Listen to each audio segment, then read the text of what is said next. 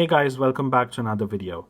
So finally I've got iOS 13 on the iPhone 7 and I'm just going to give you a brief walkthrough of the biggest features coming with 13.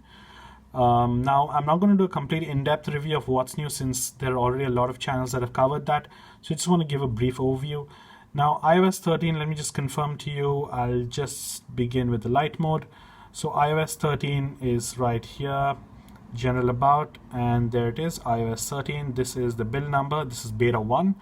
Now do stay tuned. I will be posting a video of how you can get beta 1 really easily, and it's very simple on Windows, so do stay tuned for that. It'll be coming really shortly. So the biggest feature on iOS 13 that was really advertised by Apple was dark mode. And right now we are in the light mode. As you can see, the wallpaper at the back has got that light. All you have to do is to get in dark mode is swipe up, force touch on the brightness slider and click dark, and there it is. So the wallpaper at the back becomes dark and you are right now in dark mode. Now in terms of dark mode wallpapers, you have 4 of them. So there they are.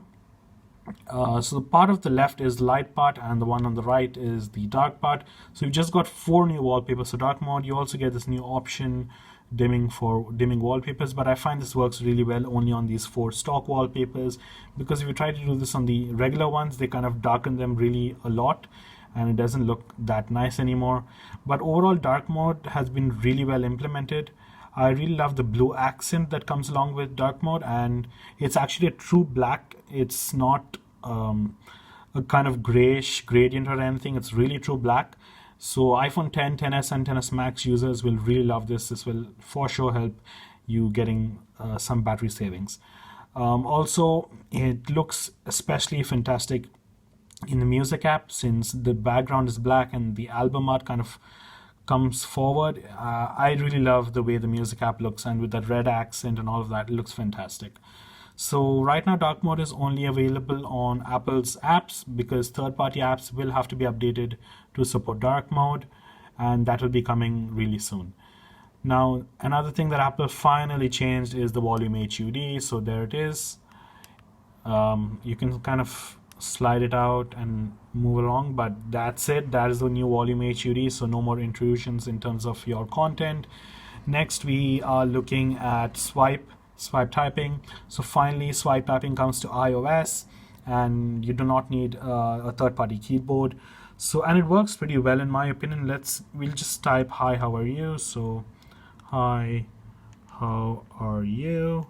And yep, it did work really well. It's also really responsive. It does not lag a lot. Good morning.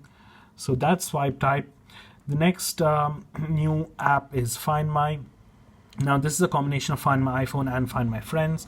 Apple did say that if you lose your Apple device, especially a Mac, it can use pinging and contact other Apple devices nearby to get a location, but I haven't got that working for me right now. So that is Find My.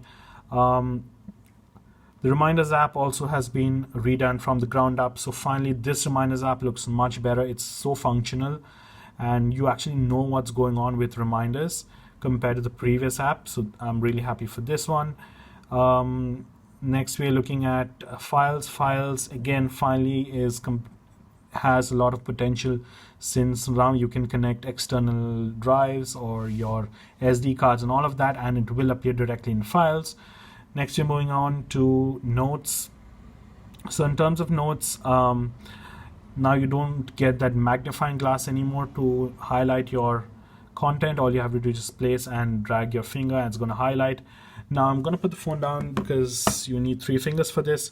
So to copy, it's really intuitive to copy. All you need to do is a 3-finger pinch. So there it is, that's copy. And if you'd like to paste it, it's a 3-finger spread. There it is, paste. If you'd like to undo, that would be a 3-finger swipe to the left. That would be undo, and 3-finger swipe to the right is a redo. Now it isn't so intuitive on an iPhone with a smaller display, but on the iPad it's fantastic. Next we're moving on to Siri. Siri shortcuts does come pre-installed with iOS 13. Now Apple did say that Siri has a more natural voice compared to iOS 12. So let's just give it a listen. Hey Siri, tell me something about Buckingham Palace. Oops. tell me something about Buckingham Palace. Here's what I found. Read it. Buckingham Palace is the London residence and administrative headquarters of the monarch of the United Kingdom. Read more. Located in the city of Westminster, the palace is often at the center of state occasion.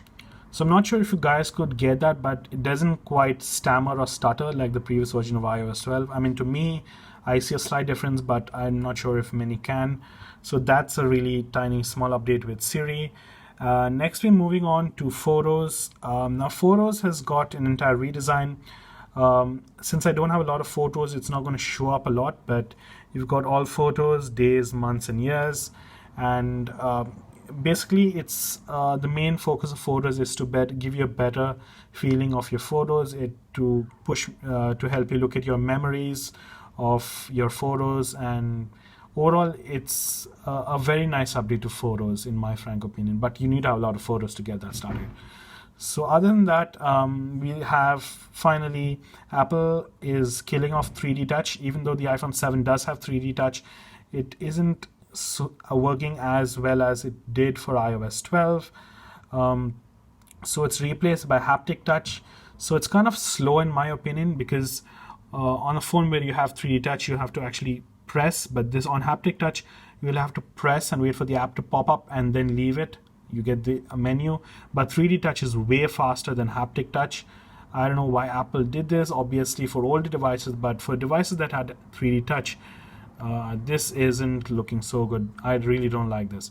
And the worst thing is, if you'd like to move your icons, you have to wait even longer, press and wait.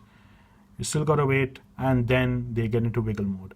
So I hope Apple's able to change that up. It's nice that it has Haptic Touch, but I don't prefer that at all. And another thing is that if you'd like to look at your Wi-Fi connections, again, that Haptic Touch doesn't quite work all the time. Yep, that's for music, and nope. Yeah, there it is. And finally, all you have to do is just Haptic Touch again on Wi-Fi. You can see all your existing connections, and the same works for Bluetooth as well. But the funny thing is, you still cannot connect or disconnect directly from Control Center. If you want to completely turn off Wi-Fi and Bluetooth, you will still have to go to Settings. Also, you get this neat little animation on the top if you're going into silent mode. So that's silent mode, that's off, again that's silent mode, and that's off. So overall, iOS 13 does bring a lot to the table. We still have a lot of features in terms of maps and all of that, but I'm not going to get into all of that. These were the biggest features iOS 13 has brought to the table.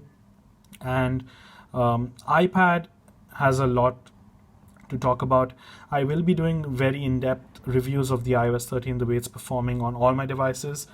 So right now I have started up with the 6S Plus, and I just installed the beta 1 of iOS 13 on the 7 yesterday. So just give me some time. I'll have to review the performance, and then I will make an update video. But overall, I'm pretty satisfied with iOS 13 as an update as a whole. It's got a lot of new features, and I will keep you guys updated on anything that's new. So I hope you liked the video, guys. Do stay tuned and hit that like button and that subscribe button, and I will see you in the next one.